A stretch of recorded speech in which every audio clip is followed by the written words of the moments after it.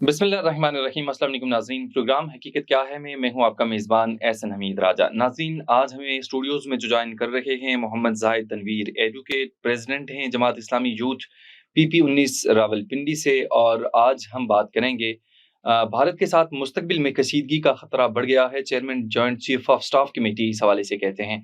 नाज़रीन, आपको इस हवाले से इल्म है कि 6 से 10 मई के दौरान जो भारत ने इकदामात किए, उसके जवाब में पाकिस्तान ने जो उसको जवाब दिया वो दो टोक था। और पूरी दुनिया ने देखा कि जिस तरह राफेल तैयारे गिराए गए, अभी भी यूरोपियन जो कंट्रीज हैं और खास करके यूरोप के एतबार से बात की जाए और फ्रांस के एतबार से बात की जाए, तो अभी उसके हवाले से बड़ी बातें हो रही हैं।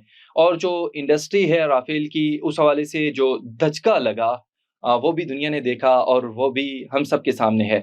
साउथ एशियन रीजन का जो अमन है वो खतरे में है। और मोदी सरकार जिस तरह की चीजें कर रही है, यकीन जानिए कि इस खित्ते को, साउथ एशियन रीजन को जंग में धकेलने के मानिंद है। और जिस तरह chairman joint chief of staff committee ने कहा कि भारत के साथ मुस्तकबिल में कशीदगी का खतरा बढ़ गया है, वो किस एतबार से है, हम पूछेंगे मोहम्मद जाहिद तनवीर एडवोकेट साहब से। सर, इस हवाले से बताइएगा, क्या समझते हैं कि ये चीजें मजीद आगे बढ़ेंगी? अगर बढ़ती हैं तो दुनिया का रद्द अमल क्या होना चाहिए? सबसे पहले तो आपको प्रोग्राम में मैं बुलाने पर शुक्रिया अदा करता हूँ। देखिए, इसका एक बैकग्राउंड है जो आपने भी बयान किया है। मोदी सरकार जब से गवर्नमेंट में आए हैं और उससे पहले भी जब वो गुजरात के वज़ीर आला थे, उनकी एक आइडियोलॉजी है। वो आइडियोलॉजी बिलॉन्ग करती है आरएसएस से। उससे ही ये इंस्पायर्ड पार्टी है बीजेपी, जिनका जो स्लोगन है या नारा है वो ये है कि हिंदुता मतलब हिंदू सुपीरियर होना चाहिए। उस हवाले से जब से वो आए हैं वो इस तरह इंडिया में भी वो देख लें दूसरे सेक्ट्स के ऊपर जिस तरह का उन्होंने रवैया रखा हुआ है। और उसके बाद बॉर्डर कंट्रीज स्पेशली पाकिस्तान के साथ भी उन्होंने बिल्कुल जो है ना टाइज कट ऑफ कर दिए हैं। और जो इलेक्शन करीब आते हैं, जैसे-जैसे इलेक्शन करीब आते हैं इंडिया में, तो मोदी साहब को ख़्याल आता है कि मुझे एक ऐसी स्ट्राइक करनी चाहिए पाकिस्तान के ऊपर, एक बेसलेस सा इंसिडेंट बना के, कोई भी चीज़ बना के, ताकि जिससे वो अपना पॉलिटिकल स्कोर जो है उससे हासिल कर सकें। तो इसी तरह अभी ये पहलगाम हुआ, इससे पहले नरेंद्र मोदी साहब ने पुलवामा अटैक किया, जिसका भी उनको रिस्पॉन्स मिला, उस वक़्त की गवर्नमेंट ने उनको रिस्पॉन्स दिया। उनका वहाँ भी एक त्यारा गिरा और अभिनंदन साहब आए और अभिनंदन साहब को फिर गवर्नमेंट ऑफ पाकिस्तान ने डी-एस्केलेशन के जेस्चर्स के तौर पर उसको वापस किया। सही। उसके बाद मोदी साहब ने फिर एक बेसलेस सा ड्रामा किया, जो कि पाकिस्तान कहता रहा। पाकिस्तान का आज तक का जो स्टांस है वो यही है कि हम इस वाक़ये की इंक्वायरी करवाने के लिए तैयार हैं। हमें कुछ आप ब्लैक एंड व्हाइट में दें, कुछ एविडेंस दें। सिर्फ़ और सिर्फ़ ओरल आप जो-सा है इल्ज़ाम तराशी पाकिस्तान के ऊपर मत लगाएँ। आपके पास कोई ऐसा एविडेंस है तो वो हमारे साथ शेयर की जाए, हम उसके अकॉर्डिंगली कार्रवाई करते हैं, जो उसको देख लेते हैं। इवन कि पाकिस्तान ने यहाँ तक उन्हें कहा कि आप इंटरनेशनल कमीशन जो-सा है वो अपॉइंट करवा लें। इंटरनेशनल कमीशन अपॉइंट करवा के आप न्यूट्रल किसी स्टेट से इंक्वायरी करवा लें। बट मोदी साहब का क्योंकि अपना डिज़ाइन है, वहाँ की एक स्टेट है, वहाँ इलेक्शन भी हो रहा था उस वक़्त। वहाँ ये कश्मीर में ये वाक़या हो गया पहलगाम का। वाक़या होने के बाद उसके बाद नरेंद्र मोदी साहब ने पाकिस्तान पर बगैर बिला जवाज़ जो-सा है वो अग्रेशन शुरू कर दिया। जब अग्रेशन शुरू किया, अब 2 दिन तो हम सब ने देखा पाकिस्तान में वो उन्होंने एयर स्ट्राइक करने की कोशिश की। वो पहली रात जब ये सारी जो एक्सरसाइज़ स्टार्ट हुई, सारी एक्टिविटी, उनको वहाँ हमारे तैयारों ने रोका। और ये बिल्कुल हकीकत है, इसको इंटरनेशनल मीडिया ने भी माना है कि उनके पाकिस्तान एयर फ़ोर्स के जाँबाज़ों ने, जो कि बिल्कुल मैं उन्हें कहूँगा कि सैल्यूट है, उन्होंने उनका सामना किया और उनके त्यारे जो-से हैं वहाँ गिराए, राफेल त्यारे गिरे, जो कि आज तक किसी एयर फ़ोर्स ने राफेल त्यारे को नहीं गिराया। वो टॉप ऑफ द लाइन त्यारा है राफेल, और वो 4.5 जनरेशन का त्यारा है। तो उसके बाद फिर उन्होंने पाकिस्तान में जैसे ड्रोन भेजने के बाद ही पाकिस्तान ने डेटरेंस का जो-सा है वो मुज़ाहरा किया। लेकिन उसी रात को नरेंद्र मोदी साहब की गवर्नमेंट ने वन स्टेप आगे चले गए। वन स्टेप आगे चलने के बाद पाकिस्तान की जो दफ़ाई तनसीबात है, उसके ऊपर भी उन्होंने अटैक करना शुरू कर दिया। उसके बाद फिर पाकिस्तान ने डिसाइड तो पहले ही कर लिया था, इनको हम जवाब देंगे at the place and time of our chosen, जैसे कि डीजीएसपीआर ने कहा था। तो उसी के अकॉर्डिंगली जब उन्हें जवाब दिया गया, तो पूरी दुनिया जो-सी है, फिर उसने उस जवाब को देखा और वो बड़े इस पे پہ تلملاب بھی اٹھے. جیسے آپ نے دیکھا JD وینس صاحب نے جنگ کے دوران ہی کہہ دیا تھا کہ یہ جو سا ہے امریکن وائس پریزیڈنٹ ہیں کہ یہ پاکستان اور انڈیا کا پرابلم ہے, اس میں فنڈامنٹلی ہم اس میں انوالو نہیں ہوں گے, ہم کوشش کریں گے, موجود تھے وہاں موجود تھے, ہم اس کو کوشش کریں گے کہ ڈی ایسکیلیٹ ہو جائے, نہیں ہوتا تو ہم اس میں, یہ ہمارا فنڈامنٹلی ہمارا ایشو نہیں ہے, ہم اس میں کوئی انوالومنٹ نہیں کریں گے. جیسے ہی پاکستان نے اسٹرائک بیک کیا, پاکستان نے اپنی ڈیٹرنس کو مینٹین رکھتے ہوئے اس انڈیا کو اسٹرائک بیک کیا, وہ اتنا شدت سے کیا کہ اسی رات کو ٹویٹ ساری نیگوسیشنز ہوئی اور ڈونلڈ جے ٹرمپ صاحب president of the United state of America نے خود اناؤنس کیا کہ پاکستان اور انڈیا کا سیز فائر ہو گیا. تو یہ سارا اس بیک گراؤنڈ کا, اس کا ساری بیک گراؤنڈ تھا. یہ سارے ابھی جو آپ نے بات کیا کہ ایکسلیشن تو مودی صاحب ابھی بھی چاہ رہے ہیں. مودی صاحب یہ کر رہے ہیں کہ سیپریٹ فائٹس, وہ کہہ رہے ہیں ہم تیارے لیں گے, ابھی موک ڈرلز بھی ہو رہی ہیں, وہ اس چیز کو ڈی ایسکیلیٹ نہیں کر رہے. جو ان کا ارادہ ہے کہ وہ پورے کا پورا جو ہے وہ دوبارہ اٹیک کرنے کا وہ پلان رکھتے ہیں اور وہ کریں گے, کیونکہ الیکشنز بھی انڈیا کی کچھ اسٹیٹس میں بھی باقی ہیں. تو مودی صاحب اس پورے کے پورے وار مونگرز ہیں بیسیکلی, ان کا میڈیا بھی ان کو اکسا رہا ہے اور وہ یہ چاہتے ہیں گودی میڈیا جو ہے ان کا, بالکل گودی میڈیا, آپ بالکل ٹھیک کہہ رہے ہیں, حالت تو ان کی یہی ہے. آپ ان کے میڈیا کو اگر آپ دیکھ لیں تو وہ تو شاید اس دن کلیم کر رہے تھے کہ ہم نے کراچی اور لاہور کو فتح کر لیا, اور ان کی نیوی کہیں کراچی اور لاہور میں نیوی بھی پہنچ گیا ہے, ان کے یہاں تک آ گیا, اور یہ اتنی مذاقہ کی اس بات ہے کہ لاہور میں تو پورٹ ہی نہیں ہے. تو اس طرح کے وہاں پہ جنگی جنون ہے. اچھا, میں اس حوالے سے بھی آپ سے پوچھوں گا کہ ویسے مودی کے جو نعرے ہیں آج کل جو جلسے جلوسوں میں کرتے ہیں, جیسے آپ نے بھی بتایا اور پوری دنیا اس حوالے سے جانتی ہے کہ صرف اور صرف سیاسی ایڈوانٹیج لینے کے لیے, اپنی انٹرسٹ گین کرنے کے لیے مودی سرکار یہ تمام تر چیزیں کرواتی ہے. اور یہ RSS کا بنیادی نظریہ ہے اور ہندوتوا کا نظریہ لے کر مودی سرکار جو آگے بڑھتی ہے کہ پوری دنیا میں اور خاص کر کے اس ریجن میں ہندوتوا کی چودراہٹ ہو. لیکن وہ ہونا بہت مشکل ہے, کیونکہ آپ نے دیکھا کہ آرٹیکل 370 اور 35A ریموو کیا گیا مقبوضہ کشمیر کے اندر, وہ لوگ ان سے سنبھالے نہیں جا رہے. تمام تر 9 سے 10 لاکھ جو فوج وہاں پہ لگائی ہوئی ہے, وہ فوج لگا کر بھی ان لوگوں کو وہ اس میں نہیں لا سکی ان چیزوں میں. تو باقی پاکستان کے اعتبار سے تو بہت مشکل ہے.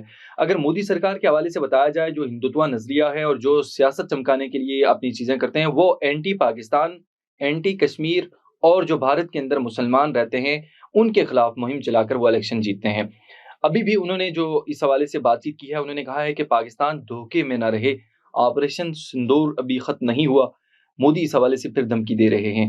اگر خطے میں ایک دفعہ پھر سے مودی کوئی وار رچانے کی کوشش کرتے ہیں, تو اس حوالے سے جو DGI-SPR نے اپنا بیان دیا اور انہوں نے کہا کہ اگر مودی سرکار جنگ چاہتا ہے تو ہم جنگ کے لیے ہمیشہ تیار ہیں. دہشت گردی کے خلاف جنگ میں دشمن کو مکمل شکست دیں گے. فیلڈ مارشل عاصم منیر بھی اس حوالے سے کہتے ہیں جو دہشت گردی رچا رہا ہے اس پورے خطے کے اندر. زاہد صاحب, آپ بھی دیکھ رہے ہیں, پوری دنیا اس حوالے سے دیکھ رہی ہے کہ مودی سرکار افغانستان سے ہو, پھر آپ بلوچستان کے اندر دیکھ رہے ہیں کہ جس طرح دہشت گردی رچا رہا ہے, وہ ہزیمت مٹانے کے لیے کہ جو پاکستان نے 9 سے 10 مئی کے دوران اس کو جوابی حملہ دیا, جو جوابی اس کا جو حملہ تھا اس کے رد عمل میں پاکستان نے حملہ کیا اور جو رافیل گرائے, تو اب دنیا کے سامنے وہ عظمت مٹانے کے لیے مودی اپنی طرف سے کوششیں بھی کر رہا ہے. پھر آپ نے بلوچستان میں دیکھا جس طرح نوجوانوں, چھوٹے بچوں کو, معصوم بچوں کو ٹارگٹ کیا گیا. یہاں پاکستان کے اندر بھی جو اس نے حملے کیے وہ بھی معصوم لوگوں پر اور مسجدوں پر حملے کیے گئے. کیا سمجھتے ہیں کہ کوئی انٹرنیشنلی جو انوالومنٹ ہے, جس طرح ٹرمپ نے پہلے انوالومنٹ کروا کر جو سیز فائر کروایا, تو دوبارہ اگر اس طرح کی کوئی چیز ہوئی تو دنیا اس میں اپنا رول دے گی یا نہیں؟ دیکھیں, مودی سرکار تو بار بار یہی کہہ رہے ہیں کہ ہم نے آپریشن سندور جو ہے وہ اسے صرف روکا ہے, مطلب ہیلڈ کیا ہے. وہ تو اس بات سے بھی شروع میں انکار کر رہے تھے کہ یہ صرف سیز فائر ہوا ہے, اس میں امریکن کوئی رول نہیں ہے. وہ تو امریکن پریزیڈنٹ ڈونلڈ جے ٹرمپ نے جب ٹویٹ کیا تو وہ ساری دنیا پہ آشکار ہو گیا. اس کے بعد ان کے جو ہیومیلیشن اور امبیرسمنٹ ہوئی تو وہ ان کے لیے کوئی راستہ بچا نہیں دوسرا سوائے ماننے کے. یہ باقی جو آپ نے بات کیا, دیکھیں دیٹ از ویری انفارچونیٹ کہ مودی سرکار نے اس کو اپنا پولیٹیکل گین حاصل کرنے کے لیے ایک جو نا بزنس بنا لیا ہے. اس سے پہلے بھی تو یہی ہوا. جی بالکل ایسے ہوا ہے, بالکل ایسے ہی ہوا ہے. اور دیکھیں نریندر مودی ایک ایسی پرسنالٹی ہے, شاید वो पहला गुजरात का किस्सा ही गुजरात कहा का जाता है। किस्सा है, इसको बच्चर ऑफ गुजरात कहा जाता है। और आप शायद हैरान होंगे, आपको पता भी होगा और ये हमारे नाजरीन के नॉलेज में भी होगा, इनको यूनाइटेड स्टेट ऑफ अमेरिका ने बैन किया हुआ था। हुँ, ये वहाँ अमेरिका फ्लाई नहीं कर सकते थे, जो उन्होंने जो बच्चर ऑफ गुजरात के जी, की नाम से आरएसएस की मशहूर। आइडियोलॉजी के हुँ, ऊपर चलते हुए ये जो उन्होंने वहाँ कारनामे सर अंजाम दिए हैं, मुसलमानों के ऊपर जो मज़ालिम इन्होंने ढाए हैं, और बाबरी मस्जिद को शहीद कराने में भी इनका बहुत बड़ा रोल है। तो इस वजह से इनको अमेरिका में ये जा भी नहीं सकते थे। ये तो जब इंडिया के वज़ीर-ए-आज़म बने हिंदुस्तान के, तो उसके बाद इनके ऊपर सैंक्शंस जो उनकी अपलिफ्ट हुई। अब अगर इस तरह कोई एक्शन होता है, देखें अब ये एक सिंपल वॉर नहीं रहेगी, इसमें बहुत सारे स्टेक होल्डर इन्वॉल्व हैं। पाकिस्तान के साथ चाइना भी होगा, चाइना भी अपना रोल प्ले करेगा। ये पूरे का पूरा जो साउथ एशियन रीजन है, ये इसको फिर पूरे के पूरे को ये वॉर की तरफ धकेलेंगे। और ये मेरे तो ख़्याल में ये फिर वर्ल्ड वॉर 3 की तरफ बात जाएगी। और अगर ये बात यहाँ रुकती नहीं है, स्टेक होल्डर्स ने अगर अपना रोल प्ले ना किया, तो ये एक आप कह लें कि वार और इंस्ट्रूमेंट का टेस्टिमल ये एरिया बन जाएगा। अदरवाइज़ तो ये इसको रोकना फिर बहुत मुश्किल हो जाएगा। ना ये फिर यूनाइटेड स्टेट के बस की बात रहेगी, और ना फिर ये चाइना के बस की बात रहेगी, और ना इंटरनेशनल स्टेक होल्डर्स हैं, उनके बस की बात रहेगी। देखें, वार स्टार्ट करना कोई इश्यू नहीं होता, वार स्टार्ट तो हो जाती है। उसका हुँ, एंड क्या होता है, ये कोई बंदा, कोई इंसान प्रेडिक्ट नहीं कर सकता। नाज़ी जो हैं हिटलर, उसने भी वार स्टार्ट की थी, लेकिन उसका एंड वो अपनी कंडीशंस पर नहीं कर सका। और उसके बाद आपने देखा जो जर्मन फ़ौजों आर्मी का रशिया में जो उनके साथ जो हुआ, उसकी वजह से वो पूरी की पूरी, जो कि पीछे वो जीतते चले आ रहे थे, पूरी की पूरी वार वो लूज़ कर गए। और एक बहुत बड़ा धचका हिटलर की और हिटलर की सोच को और हिटलर की आइडियोलॉजी को और हिटलर की फ़ौजों को लगा। एग्ज़ैक्टली, बिल्कुल आपने सही कहा। मैं इस हवाले से भी आपसे पूछूँगा कि पाकिस्तान अपने हिस्से के पानी पर समझौता नहीं करेगा, शहबाज़ शरीफ ने इस हवाले से कहा है। इन शॉर्ट इस हवाले से कहिएगा कि क्या आपको लगता है कि आने वाले वक़्तों में जो साउथ एशियन रीजन में पानी के ऊपर वार हो सकती है? देखें, अब जो वॉर की नेचर है वो कन्वेंशनल नहीं है। अब हुँ, इसी हुँ। तरह की ही वॉर्स होंगी, जिसमें आप देख सकते हैं कि बायोलॉजिकल वॉर्स हैं, जो बायोलॉजिकल वॉर्स के साथ-साथ ये इकोनॉमिक सैंक्शंस हैं, उसके बाद ये वाटर्स का इश्यू है। बिल्कुल इस पे खतरा टला नहीं है, अंदेशा तो यही है, इट माइट भी हो सकती है, क्योंकि पानी देखें एक फंडामेंटल राइट है पाकिस्तान का। और इंडिया ने हमारे साथ इंडस वाटर ट्रीटी किया हुआ है। वो इंडस वाटर ट्रीटी को यकतरफ़ा तौर पे सस्पेंड नहीं कर सकता, क्योंकि पाकिस्तान और इंडिया उसमें दोनों फ़रीक हैं। और ये जो है वर्ल्ड बैंक की आप कह लें इन्वॉल्वमेंट के बाद ये जो-सा है ये ट्रीटी बनी थी। इसके अलावा पाकिस्तान को चाहिए कि इसको लीगली इंटरनेशनल फोरम्स के सामने रखना चाहिए। जो भी लीगली अदारे हैं, कॉन्ट्रैक्चुअल के, आर्बिट्रेशन के, जो भी legal world forums, bank. World bank है, जो भी लीगल फोरम है इंटरनेशनली, उसको इस इश्यू पे लेके जाना चाहिए। और इस पे जितनी भी पाकिस्तान सफारतकारी कर सकता है, इस पे करनी चाहिए, ताकि ये जो हमारा पानी का मसला है, ये एक बुनियादी मसला है। इसके बगैर तो कोई इंसान तो क्या, हैवान भी जो वो जिंदा नहीं रह सकता। इसको जल्द अज जल्द एड्रेस होना चाहिए, और इंटरनेशनल कम्युनिटी को अपना रोल प्ले करना चाहिए। इवन अदरवाइज भी इंडिया के पास कोई ऐसा लॉजिस्टिक पावर नहीं है कि वो पूरे के पूरे पानी को, इंटर ट्रीटी को वो रोक सके। हाँ, कुछ हद तक वो रोक सकते हैं, वो रोक भी रहे हैं। वो कभी उसका पानी का फ्लो कम कर देते हैं, जब बारिशें ज्यादा आती हैं वो स्पिलवे खोल देते हैं, पानी का फ्लो हमारे दरियाओं में ज्यादा हो जाता है। तो इन शॉर्ट मैं आपको ये कहूँ कि ये इंडिया बिल्कुल एकतरफ़ा तौर पे नहीं कर सकता, और ना ये हो सकता है किसी भी कानून के नीचे।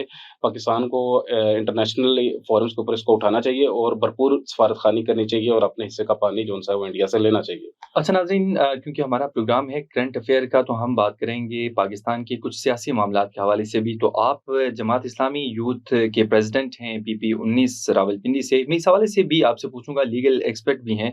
बानी पीटीआई को अदालती रिलीफ मिल सकता है? क्योंकि जो बानी पीटीआई हैं इमरान खान, उनकी मुश्किलात में दिन-ब-दिन इज़ाफ़ा हो रहा है, और इससे पहले भी आपने देखा कि उनकी जमात ने 26 नवंबर किया, उससे पहले बड़े जलसे-जुलूस किए। अभी फिर उसी तरफ जाता हुआ चीज़ें दिखाई दे रही हैं कि भी हो सकता है कुछ इस तरह की चीज़ें हों। साथ पाकिस्तान के एतबार से आपने देखा कि जिस तरह एक यकजहती की गई, जो 6 से 10 मई के दौरान इंडिया ने जो हमला किया, उसके बाद तमाम सियासी जमातें एक नुक्ते पर मुत्तफ़िक थीं।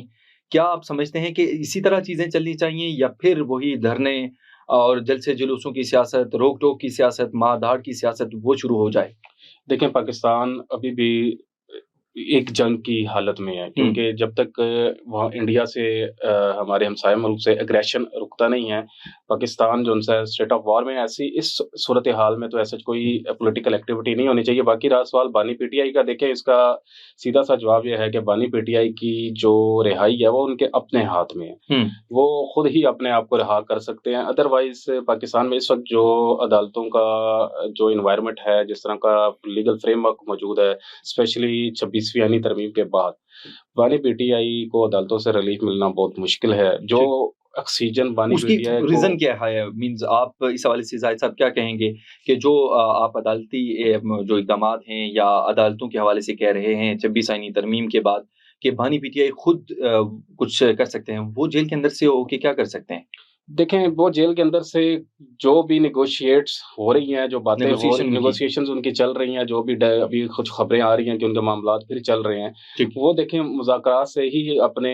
کچھ ڈیل کی باتیں ہو رہی ہیں، وہ اپنے لیے کچھ وہاں سے ڈیل لے سکتے ہیں۔ باقی رہی جوڈیشل سسٹم کی بات، جوڈیشل سسٹم دیکھیں 26 یعنی ترمیم سے پہلے بانی پی ٹی آئی کو کچھ آکسیجن وہاں سے مل رہی تھی، ان کے کیسز بھی لگ رہے تھے، ان میں ضمانتیں بھی مل رہی تھیں، ان کو ایک ہوپ تھی کہ اس میں سے مجھے کچھ نہ کچھ ریلیف مل جائے گا۔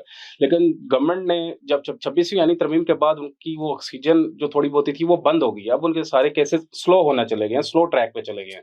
اس کی بنیادی وجہ ہی یہی ہے کہ وہ جو ہماری اس وقت رجیم ہے، آپ اسے ہائبرڈ رجیم کہہ لیں یا گورنمنٹ کہہ لیں، وہ یہی چاہ رہی ہیں کہ اس کے اوپر ان کے اوپر جو سا ہے اتنا اس حوالے سے فورس کیا جائے ان معاملات کو کہ یہ ایک ان کی ٹرمز اینڈ کنڈیشن پہ کوئی ایسی ڈیل ہو جائے گورنمنٹ کی ٹرمز اینڈ کنڈیشن پہ، اور بانی پی ٹی آئی اس سے باہر آ جائیں، تاکہ انہیں عدالتی ریلیف نہ ملے بلکہ انہیں اس سے کہا جا سکے ایک پولیٹیکل ریلیف لے کے، ایک سیٹلمنٹ کر کے این آر او لے کے عدالتوں سے باہر آئے۔